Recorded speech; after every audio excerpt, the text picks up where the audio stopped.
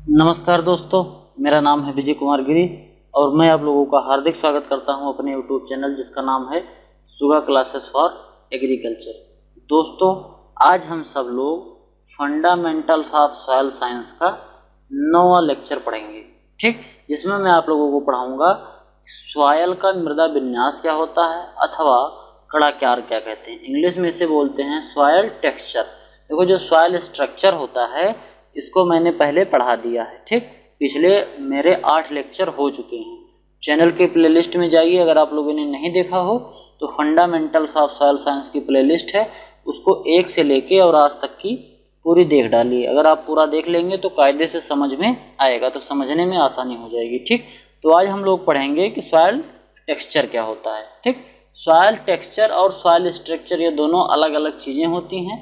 Soil structure जो होता है इसको हम टिलेज ऑपरेशन के थ्रू या ऑर्गेनिक मैटर को डाल के उसको थोड़ा सा बदल सकते हैं, लेकिन ये जो सॉइल टेक्सचर होता है ये टोटली पेरेंट मटेरियल पर डिपेंड करता है।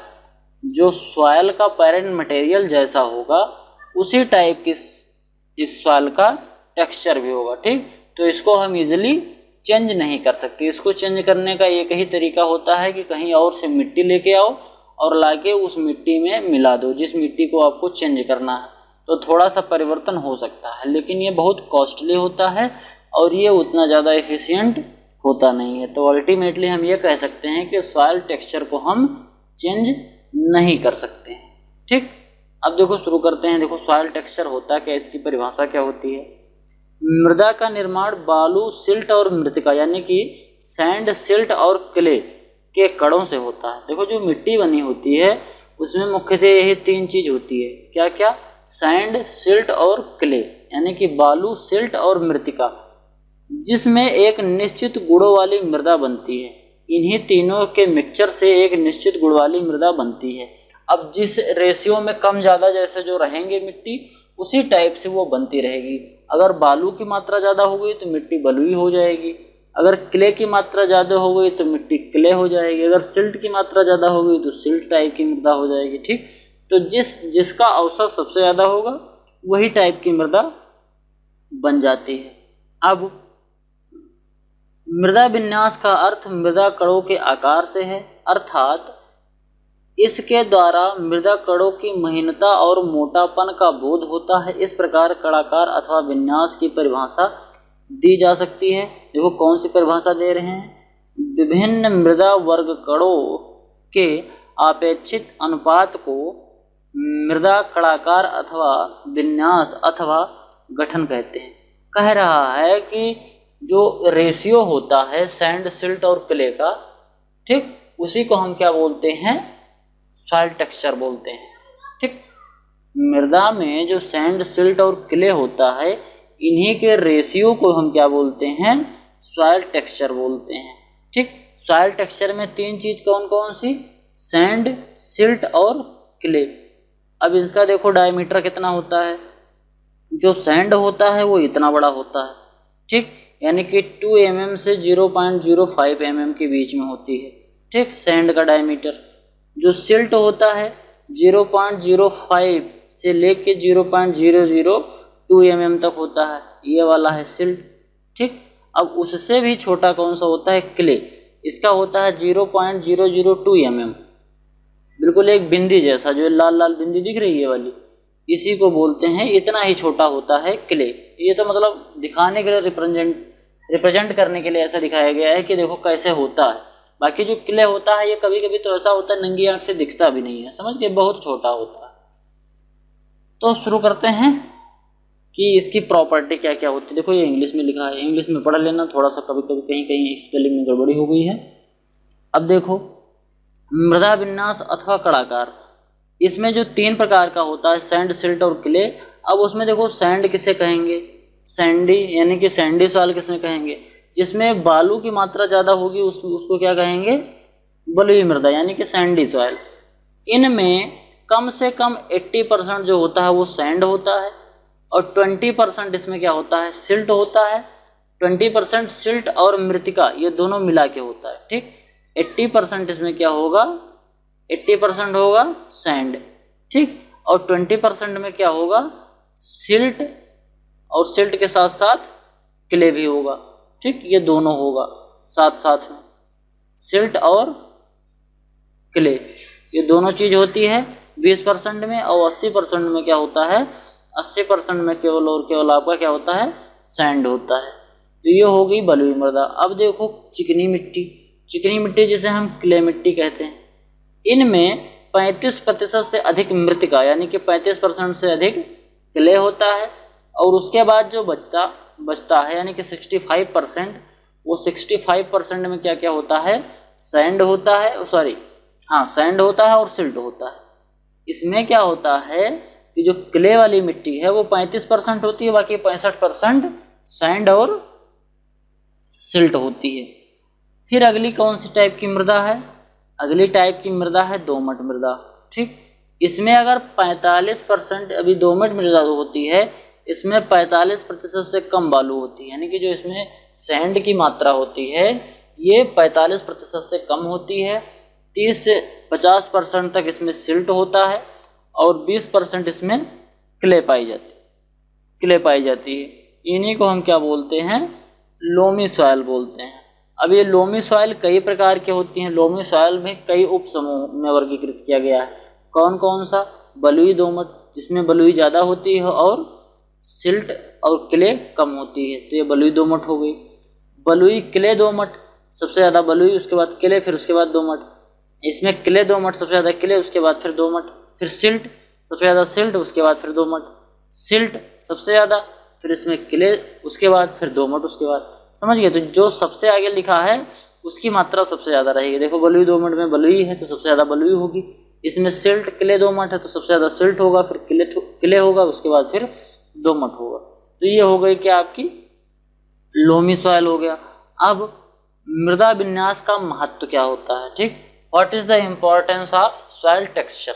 जैसे सॉइल स्ट्रक्चर का इम्पोर्टेंस होता है किसी भी क्रॉप को प्रोड्यूस करने में, या मिट्टी की प्रोडक्टिविटी बढ़ाने में, या फर्टिलिटी बढ़ाने में, उससे ज़्यादा इम्पोर्टेंस होता है सॉइल टेक्सचर का। इससे मिट्टी की प्रोडक्टिविटी का हमें पता चलता है कि मिट्टी की प्रोडक्टिविटी कितनी है और मिट्टी में हम प्रोडक्शन कितना ले सकते हैं, उसकी फर्टिलिटी लेवल क्या है।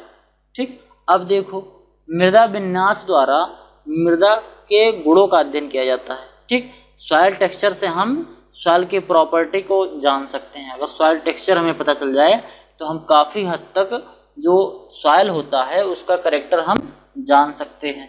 इसके आधार पर कृषि कार्य सफलतापूर्वक किया जा सकता है, इसमें हमें कृषि कार्य करना है, जैसे निकाई, गुड़ाई, जुताई, सिंचाई, बुआई, ये सब जो हमें करना है ये हम आसानी से कर सकते हैं अगर हमें सॉइल टेक्सचर पता हो।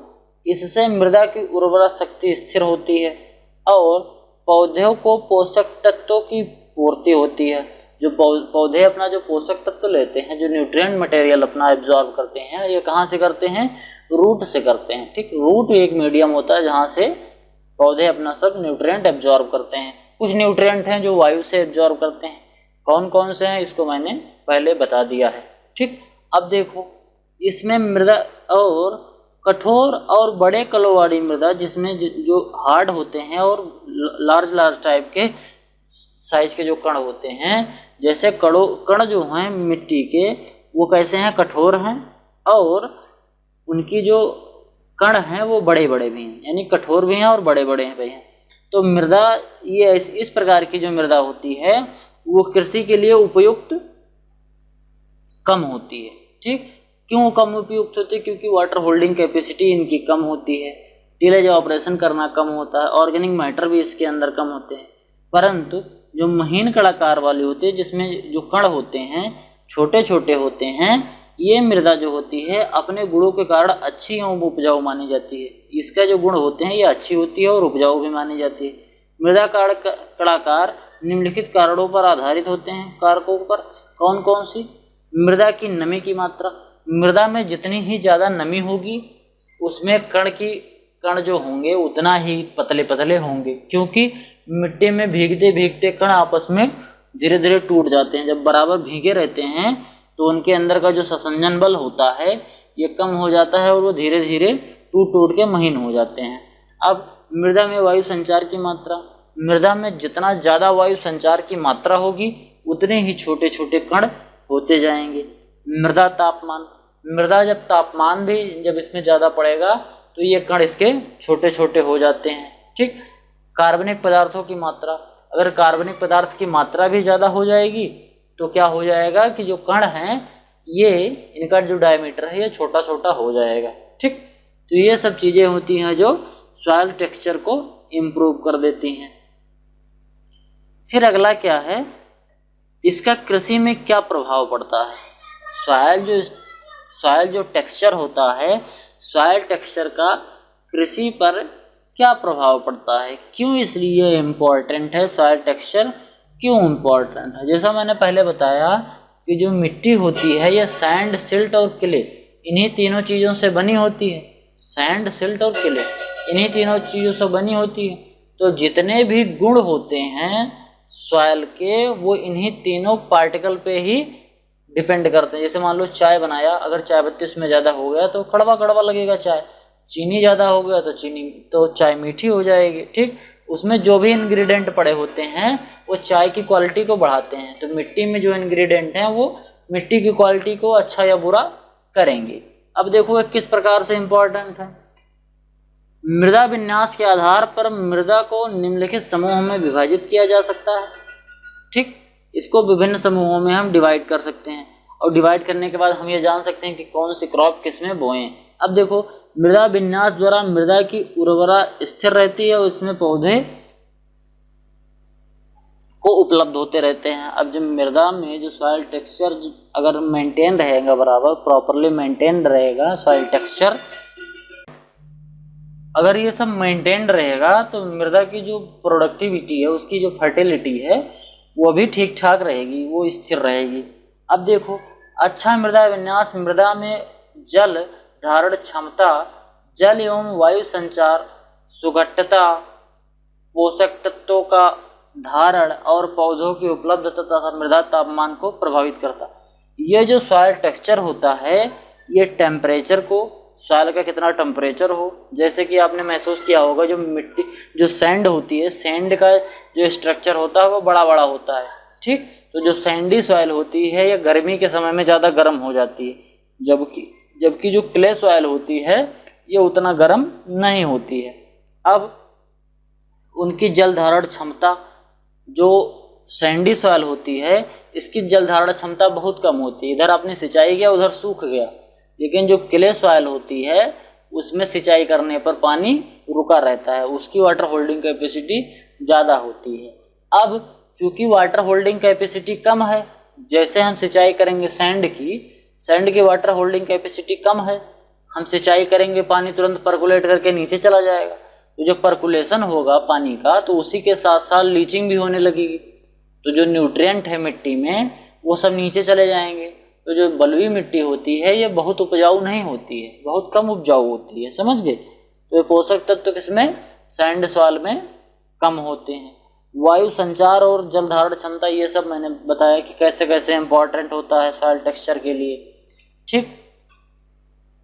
उसके बाद देखो क्या है, हल्की मृदा फसल उत्पादन के लिए बहुत अनुकूल नहीं होती है। हल्की मिट्टी जो होती है जिसको हम फूंक दें कायदे से उड़ जाए, जैसे बालू है, बालू को हाथ में रखो लेके फूंक दोगे उड़ जाएगा।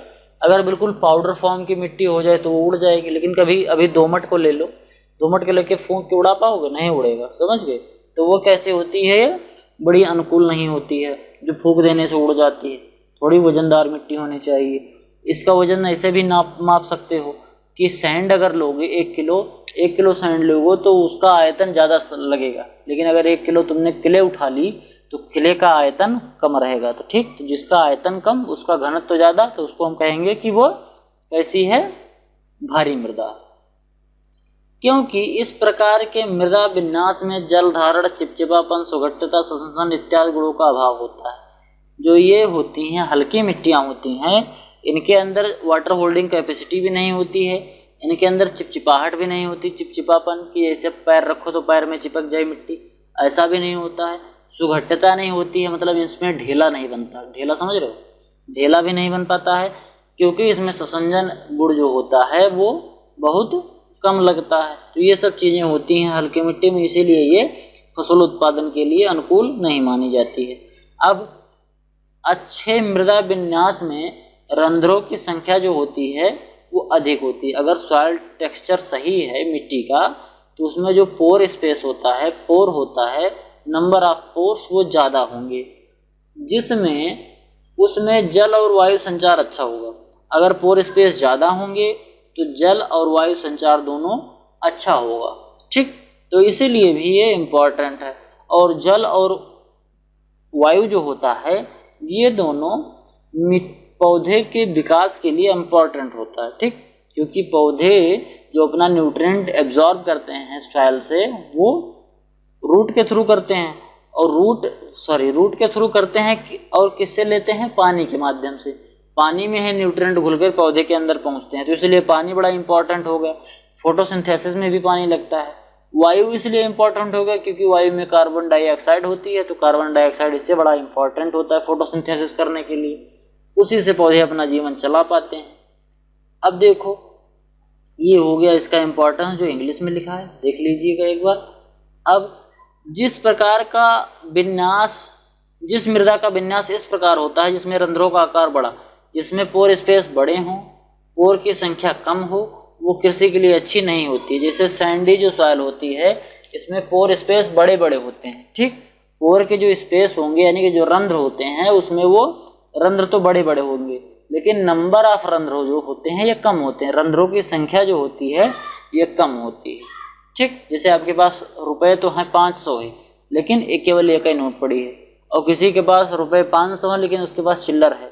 ठीक, तो नंबर ऑफ उसे नोट ज़्यादा हो जाएगा, उसके पास 500 हो जाएगा, लेकिन आपके पास नंबर ऑफ नोट एक ही रहेगा। समझ गए? तो ये इंपॉर्टेंट होता है, जिसके पास चिल्लर ज़्यादा रहेगा वो उस टाइप की जो मिट्टी होगी वो ज़्यादा उपजाऊ होगी। ठीक, अब देखो मृदा की दृष्टि से दोमट एवं मटियार दोमट अच्छी मानी जाती है। मृदा विन्यास की जो दृष्टि होती है यानी कि सॉइल टेक्सचर के फॉर्म में अगर हम देखें कि कौन सी मिट्टी अच्छी होती है, तो सबसे अच्छी मिट्टी होती है दोमट या मटियारी दोमट मिट्टी। ये अच्छी मानी जाती है क्योंकि इस प्रकार की मिट्टी में नमी और पोषक तत्वों का संचय अधिक होता है। इसके अंदर वाटर होल्डिंग कैपेसिटी भी ठीक ठाक होती है और न्यूट्रिएंट की अवेलेबिलिटी भी सही होती है। अब उचित विन्यास वाली मृदा सूर्य की गर्मी को आवश्यकता अनुसार शोषित करने की शक्ति रखती है, जो फसलों की वृद्धि एवं विकास के लिए आवश्यक है।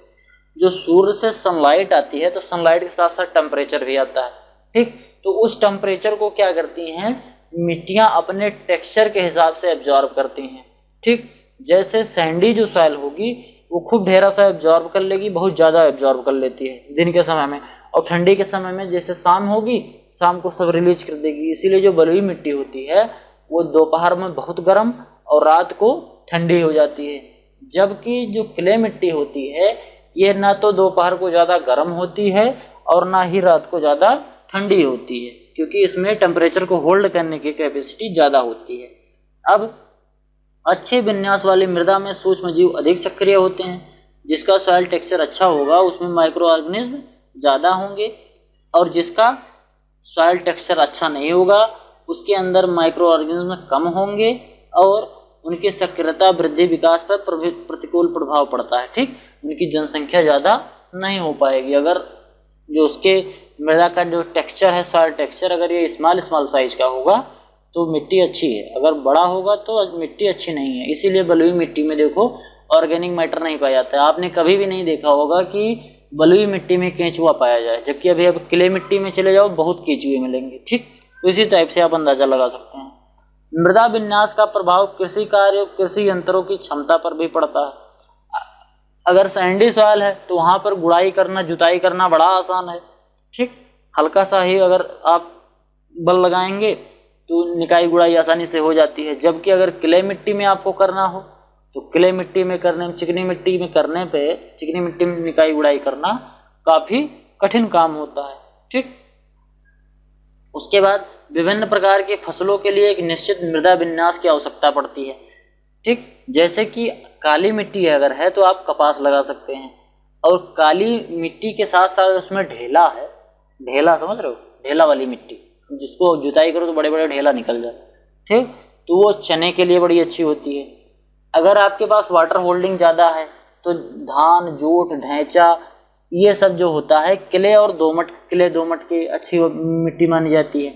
लेकिन जो ज़मीन में होती है जैसे मूंगफली, ज्वार, बाजरा इत्यादि जो होती हैं बलुई और बलुई दोमट में होता है। जो आलू होता है, चुकंदर होता है, गाजर, मूली और स्वीट पोटैटो, ये सब चीज़ें जो जड़ वाली फसलें होती हैं, जो जिनका एडिबल पार्ट जो हमारे खाने योग्य भाग जो मिट्टी के अंदर होता है, उसको हम उगाते हैं किस मिट्टी में? बलुई दोमट टाइप की मिट्टी में। जिस पौधे को ज़्यादा पानी की आवश्यकता होगी उसको हम कहाँ उगाते हैं? क्ले में, ठीक, या क्ले दोमट में। जैसे कि जूट को, धान को, ढैंचा को, इसको ज़्यादा पानी चाहिए होता है तो इसको यहाँ पर उगाते हैं। बलुई मिट्टी में और बलुई दोमट में हम क्या उगा सकते हैं? गेहूँ उगा सकते हैं, कपास उगा सकते हैं, चना, मक्का, ये सब चीज़ें हम उगा सकते हैं। अब देखो ये वही चीज़ इंग्लिश में लिखी है, इसको देख लेना, ठीक। फिर आज के लिए केवल इतना ही।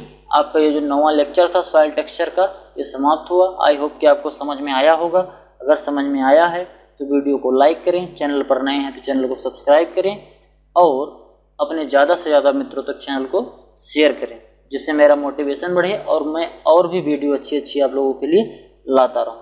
मिलते हैं अगली वीडियो में, तब तक के लिए साइनिंग आउट।